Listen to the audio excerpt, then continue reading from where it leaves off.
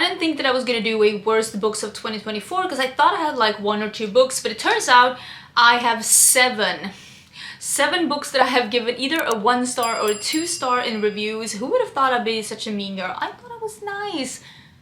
The reviews are telling a different story, so we are going to go through all of them. I'm going to start with the 2 stars, and then I'm going to go into the 2 books that I gave a 1 star.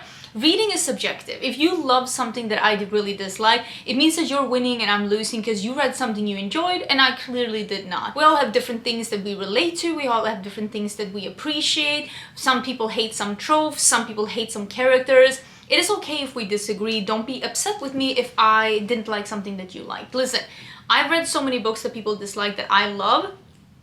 It's okay. It hurts sometimes, but it's okay. I will leave all the books linked down below, even though I'm not necessarily recommending these books. I will also leave my recommendations list of books that I actually do recommend in case you want to see what I am recommending. I will also leave my Goodreads down below in case you want to follow me along and see what I'm reading right now, which is hopefully not bad books. The first one I'm going to talk about is The Grandest Game, and this is by Jennifer Lynn Barnes, and this is a part of the Inheritance Game a novel. This is like a first book in a new series, because I know she had the old series. It's basically like, it's a little bit like puzzles and games and solving different things to get to a common goal.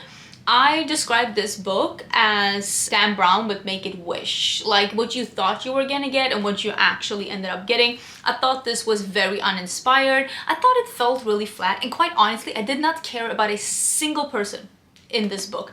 Pretty sure this is young adult. If not, it reads like young adult. I'm just gonna assume that it is. But quite honestly, this wasn't a good read. I just thought it was really uninteresting. And I don't care about any of these characters. Gun to my head, who was in this book? No idea. No idea. The only thing I do remember is that there was one guy in here that was part of the Hawthorne. One of the Hawthorne brothers was in this, if you read the first one. But I will say, this wasn't worth it, and this is the book that made me buy Kindle, because I bought this book when I was in Italy because I was running out of the books that I've read, and I was like, I need to buy a book so that I can read on the way home. Bought this one, read it on the way home, and I was like, this was awful. So I actually got a Kindle so that I would not end up in that situation again where I actually was traveling and didn't have a book to read, because then with a Kindle I can just, you know, read that one. So the only good thing that came from this is that I ended up buying a Kindle, which I really do enjoy. The next book that I want to talk about is The Wraith King, and I just recently talked about this in my reading wrap-up from November and December, which was my last video. This is The Wraith King by Juliette, and this book is a missed opportunity. That's what this book is. I gave this a 2 star as well. It is basically a romantasy, but I wish the author would just have gone with... She had this really interesting world building. The world is really cool. The different kind of clans and the species and the magic and everything that's going on in this book is very interesting. And I wish she would almost like scrap this book and just go back and write this book again, but with less smut and less romance and just more plot. Because there are points where the whole plot of this book is just very lust driven. And the guy also falls a little bit flat because he's one of those like, oh my god, morally gray, but then it turns out he's actually kind of nice, but he's always grumpy, but he really likes her. It's just, I've seen that blueprint before. So this guy, the Wraith King, he basically, they're at war. These 2 clans are at war. He wins and he says to her, well, brother, father, that I want, as a spoil of war, I want her. I want to marry her. I want her to be like carrying my heirs. She's gonna live with me. I will keep her safe, and as long as she stays with me, your kingdom will be taken care of. So basically it's a marriage of convenience, or inconvenience, one could say. Marriage of inconvenience. And it's just, I'm not that interested in these characters. And again, the plot ain't plottin'. And I kind of wish that she would have put more effort into the world that she was building, because there was nothing wrong with that world. And quite honestly, there are so many parts of, yeah, I'm not gonna give it away, but if you end up reading this one, or if you had read this one, it's available at Kindle and on Kindle Unlimited. There are parts of that book where I'm like, oh, you could have explored this. This could have been a plot. This could have been like a little fantasy element, but just never went there. Never went there. 2 books that I'm gonna talk about, and this is just time that I'm time that I'm never getting back. I read, first of all, I read the Ever King. This is L.J. Andrews. I read the Ever King, and it ends on an extreme cliffhanger. I gave the book a 3-star. I think it's entertaining. It's like Pirate Fae. 2 different kingdoms is at war. And this book basically takes on like where the cliffhanger in book 1 ends. Because I was like, I want to know. It was a 3-star. I'm like, I can continue this series. I want to know what happens. Mistakes were made.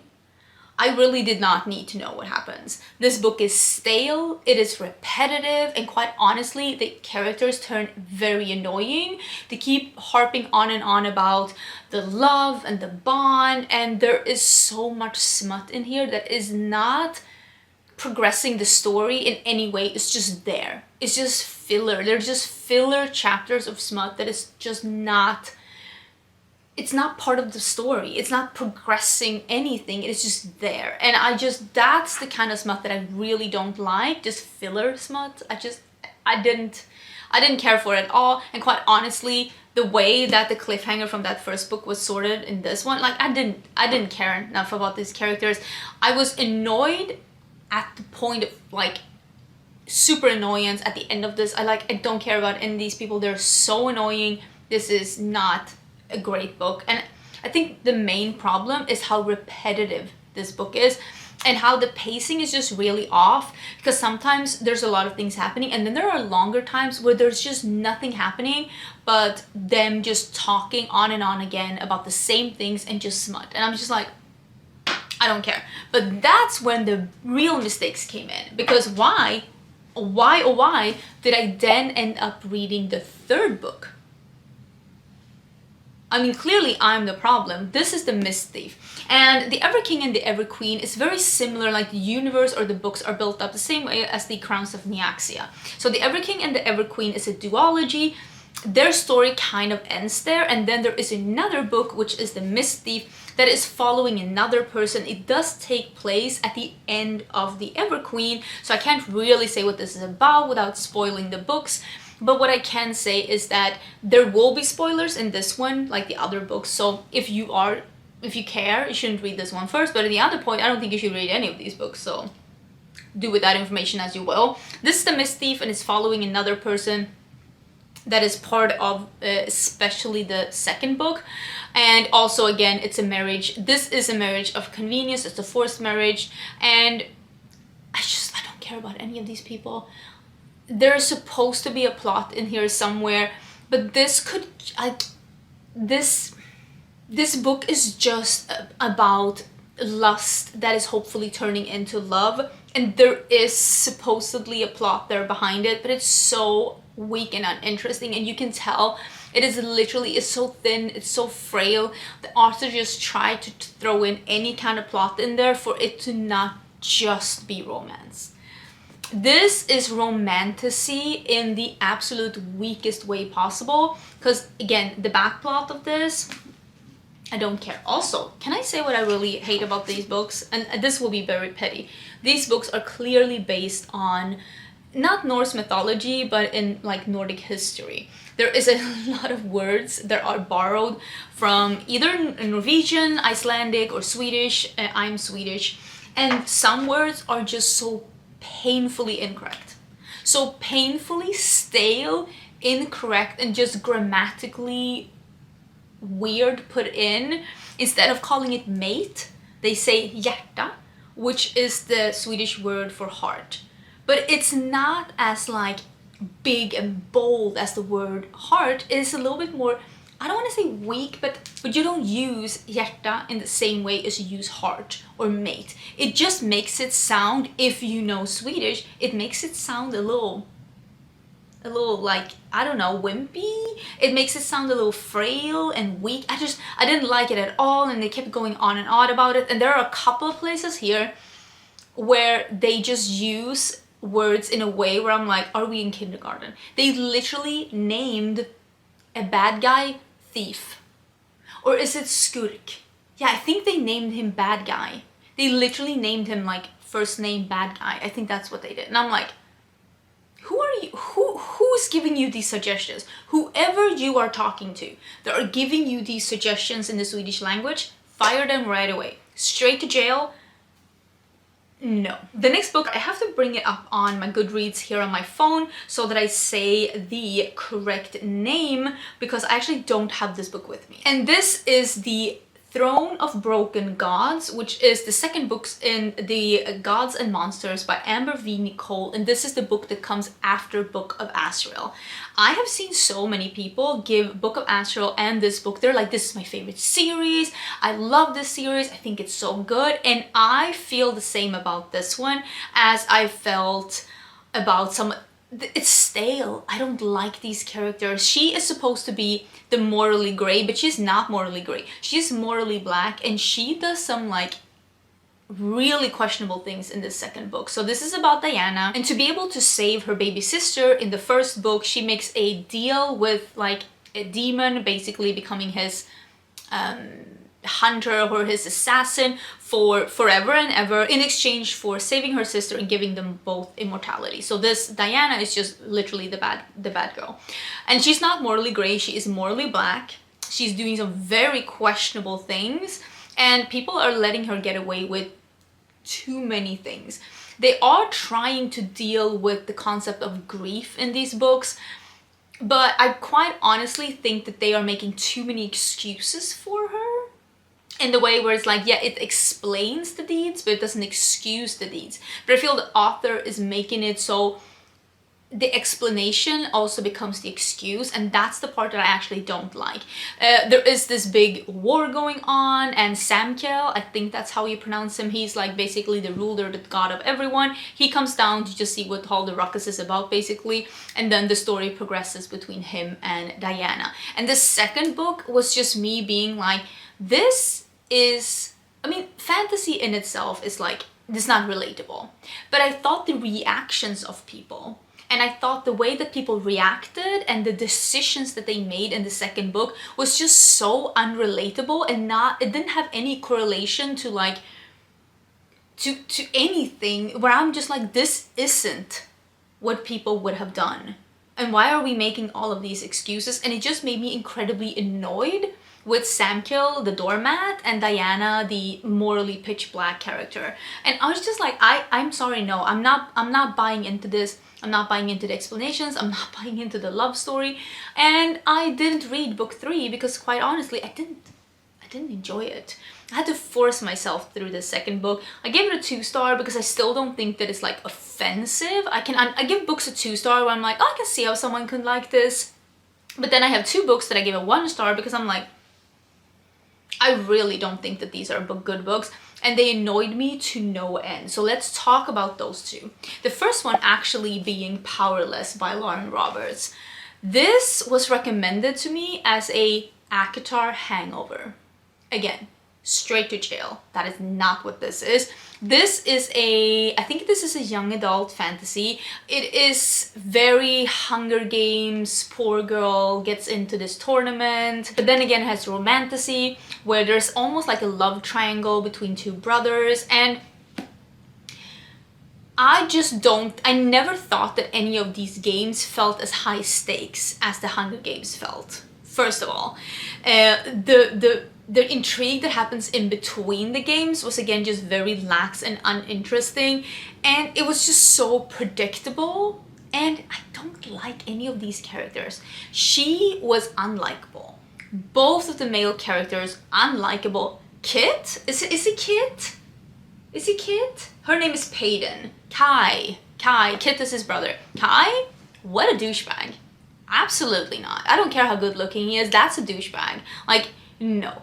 And we're trying to be like, oh, but he has a soft side. But at the end of the day, he is not morally gray. He is morally black. He still did the things. Again, we're trying to interchange excuse with explanation. And it's like, yes, it's an explanation, but he still did the choice. Like, I'm not buying it. I am not buying it. Didn't like the characters. I didn't like where it was going. I didn't think that any of it was believable, and I don't care. Again, I don't care about these, and I also really did not believe in the romance. Romantasy? No. No, I did not like that. Now let's talk about the book that I actually think is the most offensive book that I've read this year. What I was actually like, why did anyone recommend this to me? And with that being said, I did end up reading book 2 and book 3 because people, this is a long series. It's literally like 87 parts. I'm not even exaggerating. There might be at this point. And people were saying, the first book is tough to get through, but then the series gets so good. So I had to read book 2 and book 3 to see. But book 1, this is a punishment. This is an awful book. This is Carolyn Peckham and Susanne Valenti's Zodiac Academy, #1, The Awakening. This is what people call a bully romance. As someone who was bullied, this is way worse than, of course, whatever happened to me, but this is mental abuse, physical abuse, sexual abuse. This is like actual crimes are taking place here. And I do not think that the authors, even in book 2 and book 3, have done enough to explain that away. I don't think there's been any explanation, any excuse, anything to warrant why this had to be this gruesome. I know we're going with this whole, oh, but the Fae, they're so ruthless, this is part of their culture. And that's fine, but this is written for humans, not for Fae. So why do I have to read about this and then find a way where it's supposed to be all okay for me? It's not okay. This is offensive, quite honestly. And the burning hoops that these authors are trying to jump through to somehow make this into enemies to lovers, where I'm like, if my enemy did that to me, there is no world, regardless of the different rules that are going on or how hot he is. I'm keeping my panties on, please and thank you. So I will say, I think this, again, is one of those where I'm like, that's not how people would act. And again, this is about 2 twins and they are living in the human world, and basically one day a Fae turns up and he's like, hey, guess what? You're actually Fae royalty. You're heirs to the crown. You can get your inheritance, but only if you go through the Zodiac Academy. And they're like, sounds good to us. Then turns out nobody wants them there. They get incredibly bullied. And the thing is that we're trying to explain it away by like, oh, the Fae world is so cruel, but like they have been Fae for what, 10 minutes? They've been brought up as humans. They always thought they were humans. They have the human like wiring. And I don't think that anyone's reactions are, I don't know. I feel like we are just brushing over a couple of things a little bit too easily. And again, there might be stuff happening where things are getting better explained, where things are getting better excused. But again, I read book 2 and I read book 3. Those are over 1,000 pages together. Still nothing. Still nothing that's enough for me. How many 1,000 pages do I need to read to find something that warrants an excuse for what happened in here? I know I'm sounding really harsh, but I just really think this book is awful. I think the book 2 and book 3 would have been 4 stars if this book wouldn't have been such an absolute doo-doo. Doo-doo. I don't like this book at all. I said what I said. Those were the books. Those were the books that I really didn't like. I am happy though that I read book 2 and book 3, because again, I did enjoy those, but I always had in the back of my head, I'm like, I still did not like forget what happened in book 1. And I feel like I'm that best friend. You know when you have a best friend and they almost like take that guy back that like treated them like shit, and I'm like, you might have forgotten, but I haven't. That's me in this book, where I'm like looking at these main characters and I'm like, it seems like you forgot, but I did not. I remember how these people treated you.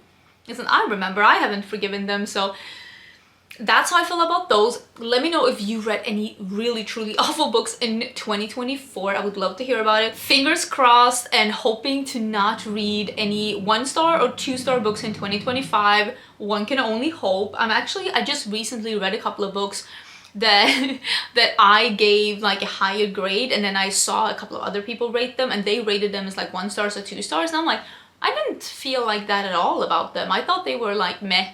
Like when I think that books are like entertaining but not gripping, that's when I give them a 3-star. Where I'm like, I like the characters, but I'm not like overly committed to them. That's when I give a book like a 3-star.